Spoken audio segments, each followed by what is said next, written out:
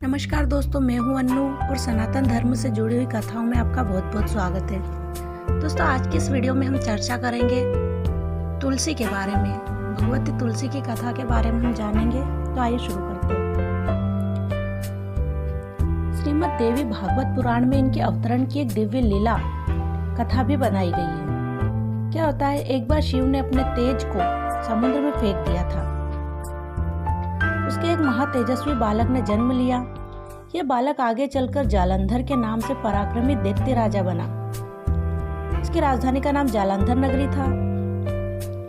दैत्यराज काल नेमी की कन्या वृंदा का विवाह जालंधर से हुआ।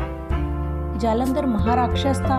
अपनी सत्ता के मद में चूर उसने माता लक्ष्मी को पाने की कामना से युद्ध किया, परंतु समुद्र से ही उत्पन्न होने के कारण माता लक्ष्मी ने उसे अपने भाई के रूप में स्वीकार किया। वहां से पराजित होकर वह देवी पार्वती को पाने की लालसा से कैलाश पर्वत गया। भगवान देवादिदेव शिव का ही रूप धरकर माता पार्वती के समीप गया, परंतु मां ने अपने योग बल से उसे तुरंत पहचान लिया तथा वहां से अंतर्ध्यान हो गई। देवी पार्वती ने क्रुद्ध होकर सारा वृतांत भगवान विष्णु को सुनाया।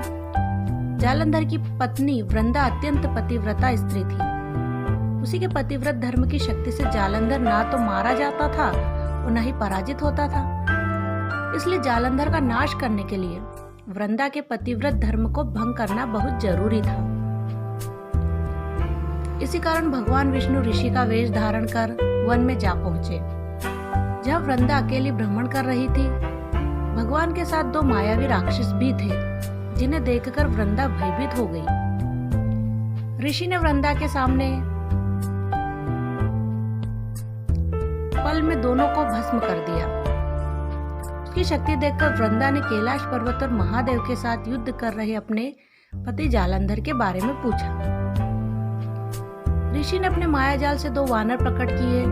एक वानर के हाथ में जालंधर का सिर था तथा दूसरे के हाथ में धड़।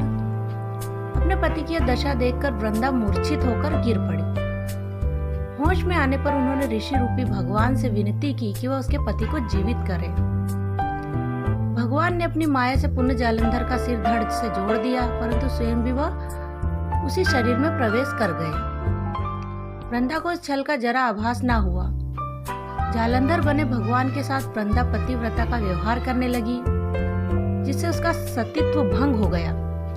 ऐसा होते ही वृंदा का पति जालंधर युद्ध में मारा गया।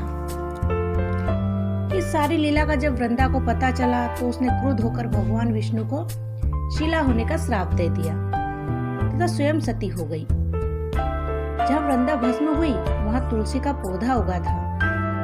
भगवान विष्णु ने वृंदा से कहा, हे वृंदा, तुम अपने सतीत्व के कारण मुझे लक्ष्मी से भी अधिक प्रिय हो गई हो। अब तुम तुलसी के रूप में सदा मेरे साथ रहोगी। जो मनुष्य भी मेरे शालिग्राम रूप के साथ तुलसी का विवाह करेगा, उसे इस लोक और परलोक में विलुप यश प्राप्त होगा। आज भी जिस घर में तुलसी होती है, वहाँ यम के दूत भी असमय नहीं जा सकते। गंगा व नर्मदा के जल में स्नान तथा तुलसी का पूजन बराबर माना जाता है। चाहे मनुष्य कितना भी पापी क्यों न हो, मृत्यु के समय जिसके प्राण मंजरी रहित तुलसी और गंगा जल मुख में रखकर निकल जाते हैं, वह पापों से मुक्त होकर वैकुंठ धाम को प्राप्त होता है। जो मनुष्य तुलसी और आंवलों की छाया में अपने पितरों का श्राद्ध करता है, उसके पितर मोक्ष को प्राप्त हो जाते हैं। उसी दैत्य जालंधर की यह भूमि जलंधर नाम से विख्यात है। सती वृंदा का मंदिर मोहल्ला कोट किशनचंद में स्थित है। कहते इस स्थान पर एक प्राचीन गुफा थी जो सीधी हरिद्वार तक जाती थी। सच्चे मन से 40 दिन तक सती वृंदा देवी के मंदिर में पूजा करने से सभी मनोरथ पूर्ण होते हैं। तो दोस्तों, ये थी तुलसी से जुड़ी एक छोटी सी कथा। अगर आपको वीडियो अच्छी लगी तो प्लीज़ वीडियो को लाइक और चैनल को सब्सक्राइब कीजिएगा। Thank you for watching this video.